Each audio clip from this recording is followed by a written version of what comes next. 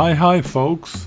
While staying in Bride, which is on the Great Alpine Road, we visited the three lookouts which provide a great view over the town and the Owens Valley. This is a trip to the first one called the Huggins Lookout.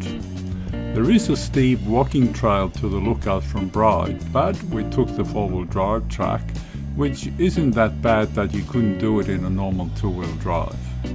You can access it via Baker's Gully or Mystic Lane.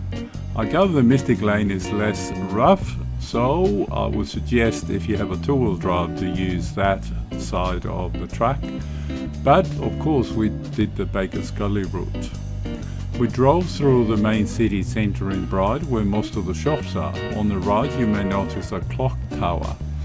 This is a memorial clock tower built in 1929 to commemorate those who served in the Second World War. Also, take note that there are no facilities at the lookout.